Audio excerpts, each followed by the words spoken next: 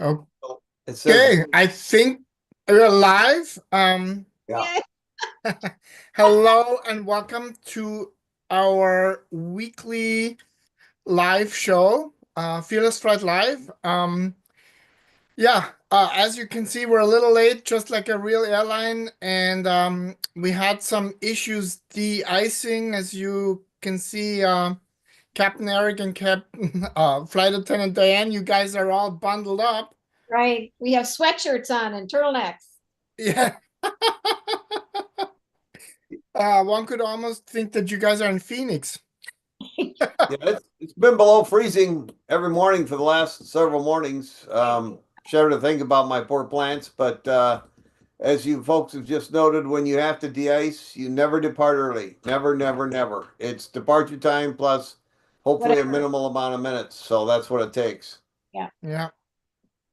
I just so I'm still in Austria, and I went to Vienna on the weekend to meet a friend of mine, and he flew in from Stuttgart, and it's also a small airport, and they had a bit of a snowstorm there.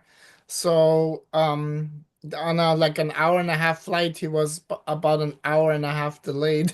Oh no. That's pretty good. It That's happens. pretty good.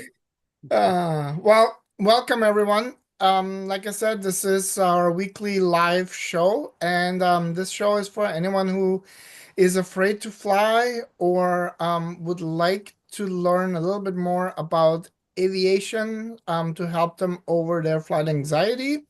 And yeah, we'd love to tell you where our fearless leader is. Don't Captain know. Ron, it's like a where is Waldo? Captain Ron, we don't Okay. really know. Yeah. It was supposed to be Um, tonight. but we're here, and if you do have any questions, please let us know. We actually do have a couple of questions, and the next thing I'll say is on Thursday at 6 30 p.m. Pacific, we'll have our first live monthly group coaching webinar. And this one's going to be a good one because we have the topic is I've got the tools, now what? Um and we mean that for in two different ways. One, you purchase the harmonizer or you know whatever it is, and then you can't access it. So that's one thing. Because here's the thing. Have you guys ever noticed that? I mean, flight anxiety isn't your thing, but have you ever noticed when you are um anxious or and then you have to do something or you know you're in a new environment, it's a little bit harder to stay focused or to Oh yeah. is that something you guys have noticed as well? Absolutely. Yeah. Absolutely. Definitely. Whenever there's something new that you have had, oh my gosh, I really don't know if I want to do this. You're kind of all over the place. Yeah. And I from studies that I have or research into that, we can lose up to 10 IQ points when we're in this heightened emotionally, I'm gonna say, excited state. Excited, not being positive in this case, just Exactly. um, churned up. And our rational mind is bowing out to what we usually call our elephant brain that takes over, and then it's a little harder to learn new things, right? Because Oh yeah. we're mostly concerned with getting through the situation and not learning about new things. So so that is on Thursday. We're gonna do an encore on Saturday morning at 10 a.m. Pacific, so that might be a little bit more conducive for folks on the East Coast. Um, so join us for that. I'll have a link in the chat a little later. And but we actually do want to start with something what I would call, and I know Diane, you as well, is caring and honoring our family. And so why don't you start us off today? Sure. Thank you, Dieter. And we look this, a lot of you may have seen this in the news. There was a tragedy in our, as Dieter said, our family, the pilots and the flight attendants and the gate agents and the ticket agents. It really is a family. It's a big family, no matter where you live and work and fly and all those other kinds of things. We've all been through the same kind of training and the same kinds of ups and downs. And when we lose one of our own, it's very sad. And just this past weekend, we lost, and I did not know this woman. It was a flight attendant by the name of Celinda Levno, and she flew for American Airlines, but she started flying in 1989 with America West, which is where Eric started. He started with America West and then went through the mergers, became US Airways, and then on to American. And she was on a layover. She was working, flying, and she was on a layover in Denver and was down, and I'm not familiar with it in Denver, down near the 16th Street Mall. And she lost her life. She was stabbed. She was murdered. And so we all mourn her loss for her family, her friends, and the family, her American Airlines family with whom she flew. So we just want to acknowledge her and embrace her in our hearts, and just tell everybody, always be safe when you're out and about in an unfamiliar area. But I just want to say that, Celinda, we all miss you, even if we didn't know you. So, yeah. Yeah, thank you for that. Because I noticed it is a family in that sense, just like our birds of a feather. There's people that have never met in person, but it brings us together. And so in an environment like aviation, that is the same. Eric, we have really a cool topic tonight. What do you have for us tonight? Well, we had a fairly light current events week, which is good for you guys and bad for us. So I thought I would think about things that we have talked about in the past, way past, but you guys are probably wondering, we every other week it seems there's a near miss or midair or loss of separation thing, and that we had an event like that Saturday in Phoenix that was not close, but it was a loss of separation, and the pilots were able to take avoidance action based on their own onboard computers and displays, and I didn't know if you guys were all aware of how that worked, and so I did a little research on it. Most of that is still planted in the sedimentary layers of my head, but made sure I didn't have it wrong. And the chief technical officer pulled a few slides. I wanted to show you what we see in the cockpit when we have a threat aircraft that we're going to have to respond to. And the acronym for the equipment, because I always get these acronyms wrong. So I actually just looked it up a second ago. The acronym is TCAS, and it stands for Traffic Alert and Collision Avoidance System. When we first got it, the displays of the aircraft that we would see on our instruments look like little fish in a up north with a fish radar like you'd have on the boat when you're out with your best buddy, the neighbor, and you're scouting the lake. So we called it from the very first iteration of the device. It stuck. We call it the fish finder. And Peter's going to show you some displays of how the fish finder works. Yeah. So and it is a fairly common question that we get, Eric, in terms of there's so many planes, how do they know and how do they not fly into each other, right? Or it looked really close, and but what looks really close to us may well be within tolerance. So just let Yeah. me. Yeah. So we're supposed to be on a prescribed course, and the other plane's supposed to be on a prescribed course. And in general, when we're down close to the ground and low, the controllers are separating us, but we also have this ability to see, um, to quote unquote see through this system other aircraft. And this is the big overarching slide, shows the envelope looking forward from the airplane, and the time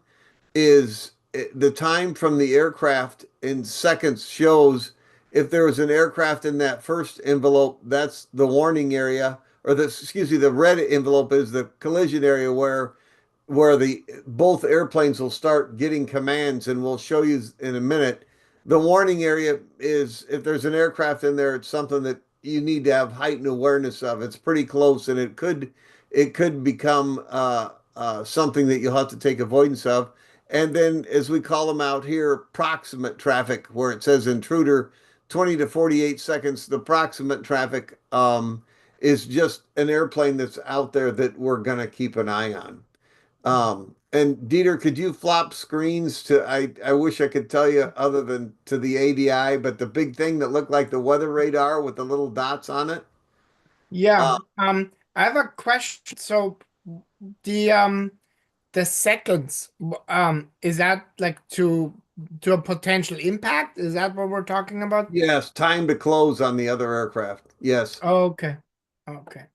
All right. So we have The one that looked like the this weather. one. So this is a little, it's a little it's not sharp, but it's a good display. So the aircraft, the little yellow airplane in the bottom is us, and these are targets, and the white airplanes out there are what we would call proximate traffic. They're not a threat. They're just airplanes that are flying out there, and the system picks it up, and it shows the altitude relative to you and whether it's going up and down and how fast. So you kind of see where those far out airplanes are. Or excuse me, that's just advisory traffic only. I knew I'd get one wrong if I just started running my mouth. Those are advisory only, saying yeah, there's traffic out there. The yellow airplane that's in a little closer to the right is proximate traffic, and that is something that could become an issue because it's fairly close in point of time. And so it's colored at yellow to attract your attention to it and keep your eye on what he's doing. And in this case, excuse me, I shouldn't be yawning. Dieter should be yawning. The red square is a warning aircraft that is penetrated into the envelope um, of where your airplane and his airplane will now be getting avoidance commands to remain separated for each other. And so, how do we get, or where do we get these avoidance commands? So whip it over to the round gauges, Dieter, and I'll show you. So these are, uh, all right, the first one, yes, let me see that one first. So now here is a picture of what we call our instantaneous vertical velocity indicator. And here are the same, here are traffic on that and the relative altitude to you. And now your airplane is in the middle of that circle. But it's still showing the relative position with that range ring, and it says out to 15 miles where these airplanes are, and then the little circle around the airplane in the middle, which is you, is just a definitive number of seconds, and it's the warning area. Now flip to the one with the pretty colored bands on it. So if an aircraft gets into, on the left is, as it says, a VSI operating normally. And then it says, the middle one says TCAS RA, which is Resolution Advisory Display, providing climb guidance. And it's telling you, it doesn't give you horizontal separation. It's telling you, hey, climb. It says crossing climb, airplane in front of you, or inbound climb. It describes what the airplane is in English and it tells you to climb. And then it shows you a band. Those numbers on there are feet per minute in thousands. So 500, 1,000, and right in there about 2,000 is where the green band is. It's commanding you to climb at that rate to keep your vertical velocity in the green band there at 2,000 feet per minute to clear the intruder aircraft in the instruction. And the interesting thing, and over there, the third one is showing the airplane, the pilot has started climbing, it's climbing at the commanded rate. The interesting thing, it's also sending commands to the other airplane and it's telling him to descend. And it's giving a prescribed rate the same way with a red band and a green band somewhere down here on the bottom on a descent rate telling him to descend. So it tells you to climb or him to descend, but it's already decided which is best, which airplane it's better to have go down and which airplane it's better to have go up. And it commands that on that vertical speed indicator just like that. So it tells us how to maneuver the airplane, and that's always a check ride thing we do. It happens just in the middle when we're flying and doing getting ready for approach or doing whatever. You need to disconnect the autopilot and manually fly that airplane. Uh, Manually fly that airplane like that, and the other pilot on the radio will tell the controllers, we are responding to a TCAS RA. So if you're leaving a cleared altitude or something, you don't ask them for the permission and wait. You just tell them that you're responding to a TCAS RA, and they will understand. Also, this doesn't this doesn't talk to you about lateral separation by turning right or left. And if you happen to not be in a cloud, or even if you were in a cloud, if you saw that aircraft coming in and knew where he was, how he was coming into your warning envelope, that doesn't preclude you from turning the airplane right or left to also be turning away from his inbound course. So Eric, just to Yeah. so basically you work with this with your fish finder, Yeah. as you call them, and Yep. then you that system will automatically either guide you up or down based on what the best course of action is for both aircraft. Now I have a question that came up here. How often during a routine flight would you have to do that? Uh, Like, is that something that just shows up, or is that usually are these routes? And now I'm putting into the question, but because the question literally just said, how often do you have to do this during a flight? it's extremely rare. And it depends on the environment you're flying into and out of, if it's extremely congested and what the times are and that sort of thing. I would say I averaged one per year. One per year. And I think a lot of guys and gals would say, yeah, I did one last year or something like that. Generally, the airplanes are going where they're supposed to be going, and the controllers are putting them where they're supposed to be going, and responding to those things. That's partly why they have us do it on check rides, just like practicing engine failures and that sort of thing, because we hardly ever do it. Mm, And we don't have the pilots go, geez, what was that? He's right there. Because we don't do that very mhm. often. And if you were flying with somebody who goes, yeah, I did 10 of them last week, that's not the guy you want to be flying with.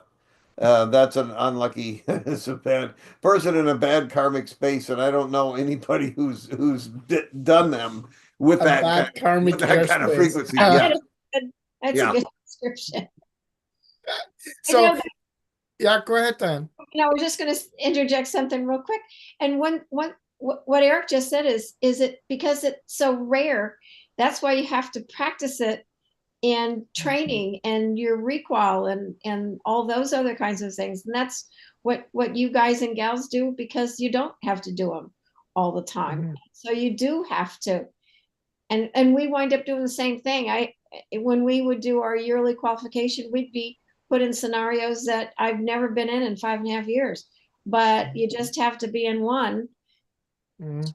make it necessary. So that's why you do have to practice this stuff. So all of the passengers out there, we you're never done learning.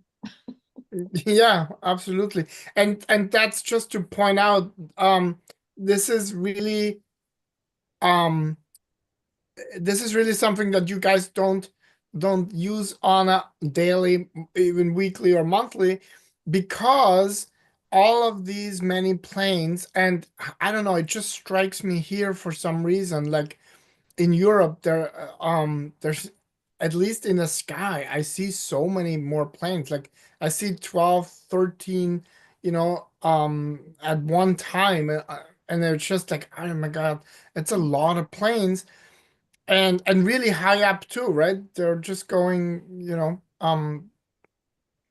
it's really fascinating that all of these routes have been planned out, coordinated, communicated, and everything for the most part runs extremely well. And this is just one of those tools that if something occurs, whether that's related, I would imagine, um if it's not close to an airport or something, it could be weather related, right? That would be the first reason why somebody would deviate from their given route. Is that correct? Like that? Yes. Okay. And I have never, any of them that I ever got, they were all near an airport where Hmm. you're all trying to go in or go out, and it started compressing the airplanes into the space that everybody's interested in. That's the only time I ever received one. I'd be shocked if I got one en route. And in fact, one time going across the ocean, Hmm. now that you brought that up, I was flying to Kona, and we were about halfway there, and on the screen in front of me pops up the yellow box, and the first officer and I go, "What? We're out Fishy. in the middle of freaking nowhere." And we're so now we're really paying attention. Fortunately, it was light and it was bright daylight, and we're looking all over for a contrail and stuff, and there was no, as we say, tag on it identifying altitude above or below or something. And then poof, and it disappeared. And I'm like, ugh. And so we were of heightened alertness for a minute, but then when the speed would have obviously made it behind us, we're like, geez, I wonder what that was. Well, I found out later what that was. Hmm. Guess what?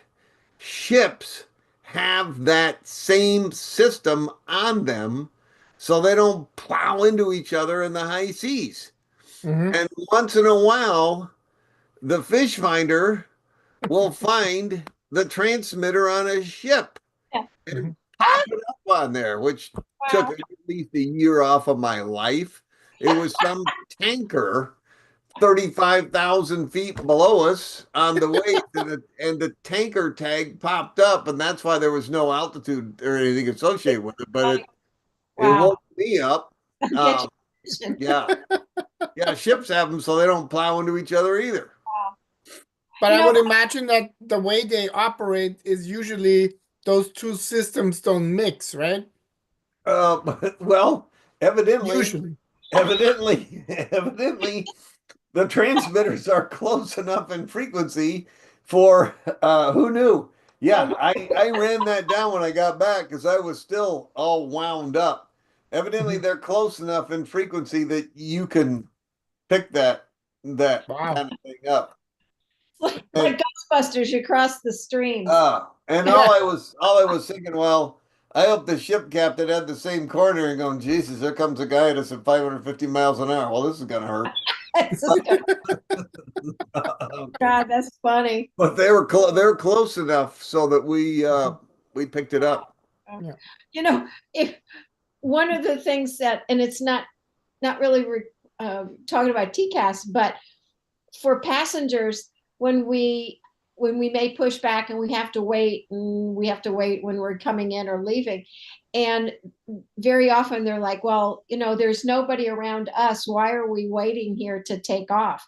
And the way I always described it, because people understand traffic. If you're driving, if I use an analogy there, and I'll say, it's a highway. The skies are highway, they're freeway systems. And there are a lot of freeway systems from New York to California and stuff that are real busy. It's like the freeway during commute time in the morning. And so picture yourself on the on-ramp. What happens when you get to the top? Well, there's traffic lights, and it seeds you, it loads you into the freeway in a measured way, so there's not a whole raft of traffic getting on the freeway at one time. I said, that's kind of how it works with the airplanes. There's a lot, as Dieter said, there's lots of airplanes up there. And they can't just throw every single plane off at the same time and expect all to get on the freeway. And so when I would give that analogy, that comparison, all of a sudden the passengers would understand that, because it was easier for them to see that it's not just them in their plane and there's no other planes in the sky. There's about a zillion planes up there. So yeah, so that's a great analogy. I do want to do a quick shout out to Tracy and Sandra and Gary. Happy New Year, everybody. And as always, thank you for coming on and watching. And if you guys know, if there's any questions, just put them in chat. I do have a question that came up in the Birds of a Feather. How would you, Eric, describe we're not gonna go into like the different types of turbulence, but just in general, how would you describe turbulence, and where should people I'm gonna say expect turbulence to be more often than not? So the question is, what areas can I expect turbulence more than other areas? Well, that's kind of a toughie, and if we're going to cut it down to a less than 3.5 hour discussion, in the summertime or on hot days in the afternoon near the ground, in the summertime at altitude until you've climbed to the point where you're above all the cloud levels, in and maneuvering around unstable air that is producing thunderstorms, that sort of thing. In windy areas with terrain features, as we would call them, mountain biking features, like mountains. So always approaching Denver, always approaching Reno, and I'm probably leaving some other airports out, but any of those airports right across on the Front Range, if you're coming down to land and there's a westward flow of wind coming over there, if there's a frontal boundary, if there's a specifically a cold front pushing through and you're crossing that pressure zone, the air will be unstable crossing the pressure zone until you go from one to the other. Also with a warm front, but that's usually not as tightly defined. So those off the top of my head. This in the Southwest, we were talking about the heat. Yeah. In Phoenix, Reno, Tucson, all those places in the summer, over the course of the spring and summer, when you wind up with air temperatures of 115, 120, that heats up the floor, the sand and the earth floor, and the hot air rises. So takeoff and landing in Phoenix in the summer and early fall is almost always guaranteed to be bumpy. Always near the ground. And we actually have one feature that we call, when we're landing west in Phoenix, I just told Diane about this, the pilots have a nickname for it. We're landing Phoenix, the runways, we're landing west. The runways are right past this north-south road called the Hohokam Expressway. And for some reason, the air always sets up there and gives you just a little bit of an updraft, enough to bump your glide up. But local people going in on Phoenix know about that all the time. It bumps you up on your glide path and you come back down. And we just always referred to that as a Hohokam shuffle. And the Hohokam shuffle would be there, is there 6 months of the year at least, due to uneven terrain heating and the wind channel feature right there with the Salt River Valley that goes past the airport. Gary is asking about Las Vegas. I would imagine that would apply Oh, to absolutely. Vegas the same way, yeah. Yeah, All and big yeah, cities in the Southwest. The and desert really absorbs that heat. it took me a while to appreciate the difference, but we here in Phoenix are in the Sonoran Desert, and Las Vegas is in the Mojave Desert. And all deserts are not created equal. Found that out when I was a young buck and had a lot of hair. It blows a lot in the Mojave Desert. It generates a lot of surface wind all the time. So very much windier and bumps for that reason near the ground in Las Vegas. It's a windy wind. A windy wind. Also, shout out to Tracy. Tracy said, I just want to report that I survived my first abandoned aborted landing due to Oh, winds in Ontario today. And I didn't lose my insert your favorite expletive. yay! Our Thanks, Trace. Good thanks to job. all of you. So great job, Tracy. Yay. And I know that I had a few go arounds over the time of my passenger career, and it's always a little unsettling, right? Because you're literally ready, you're already thinking about what you're gonna do, whatever, and you're approaching, and then all of a sudden, you know, Right. it takes you out of your, hey, wait, I didn't plan for that. And I'm sure the pilots didn't plan for that. Oh, Yeah, no. Uh, I had one. I think I told you about it. It was a while ago in Grand Junction, and it was like, oh, okay, we're not landing now.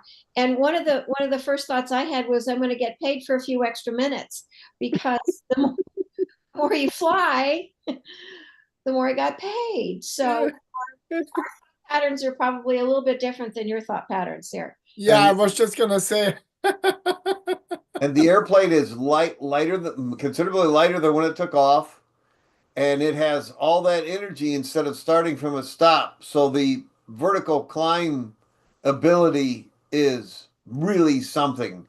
The performance can be explosive. And in fact, the little nerd guys that wrote the programming for what we call our flight directors, where we pitch the airplane and everything, figured out after a while that hey, we don't have to launch these things to the moon for a go round. It's not helpful for the pilots. It's not helpful for traffic 10,000 feet above if they go straight up. None of this is helpful.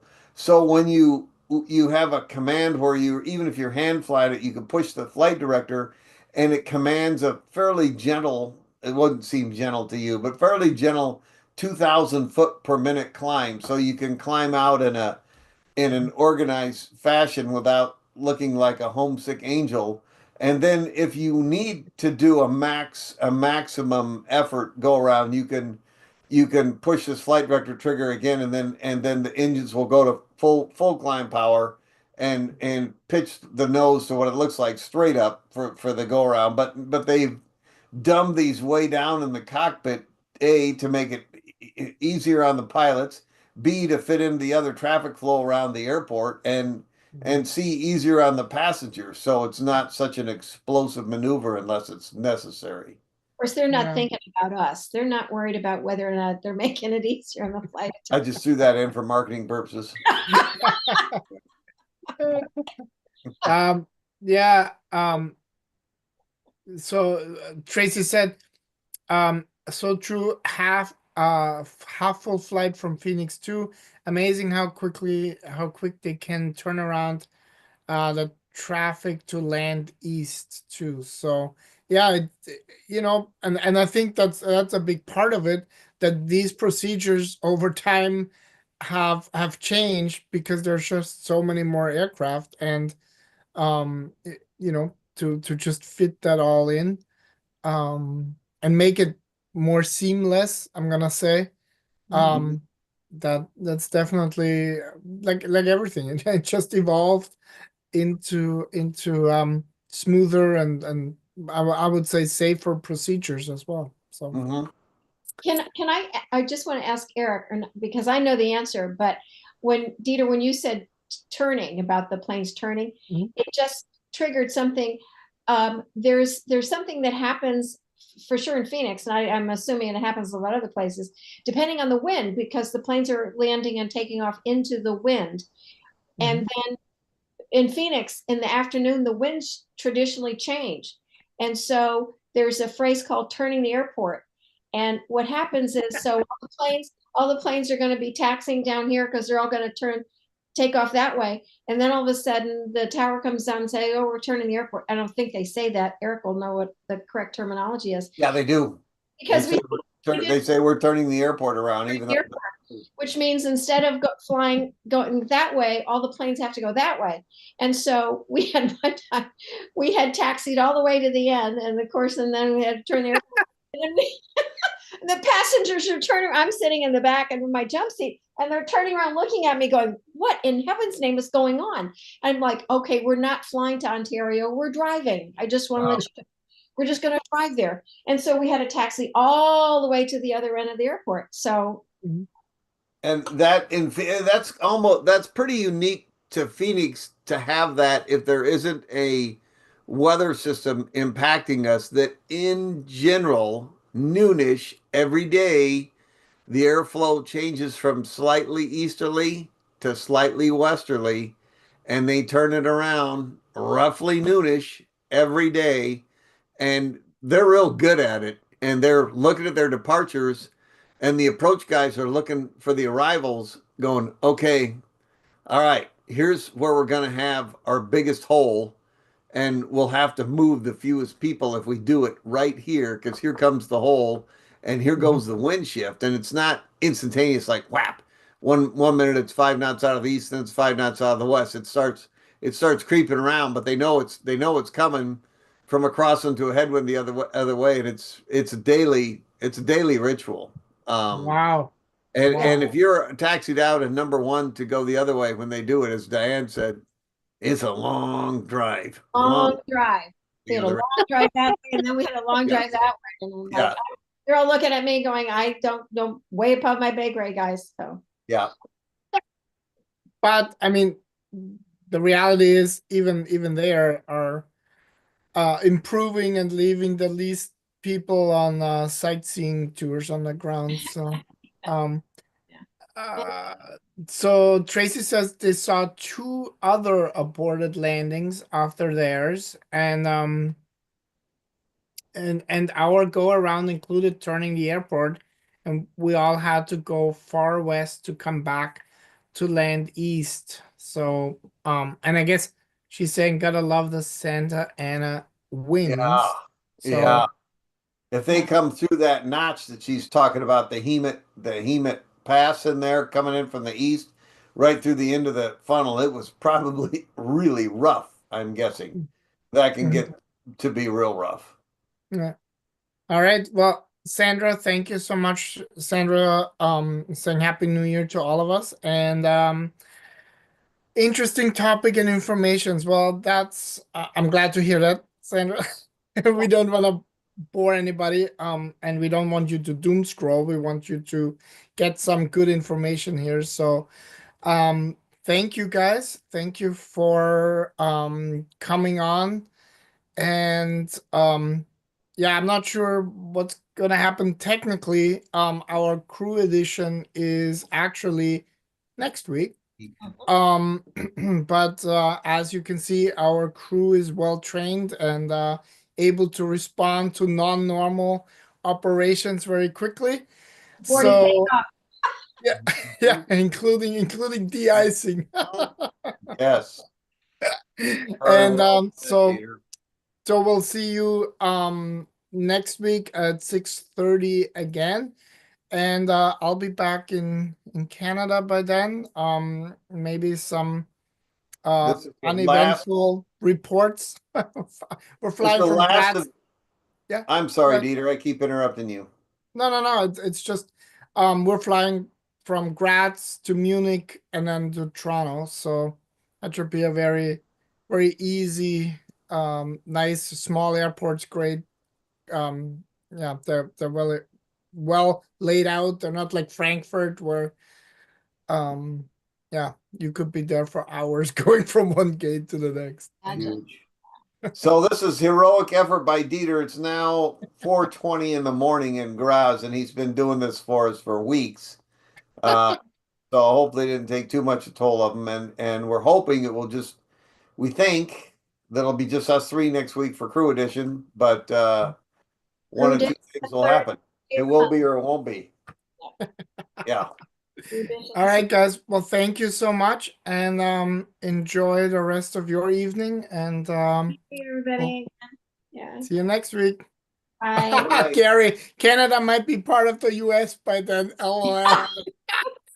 Yeah, I mean, really, at the rate we're going, you won't need a passport to go anywhere. That's exactly. That's good. And that, Right.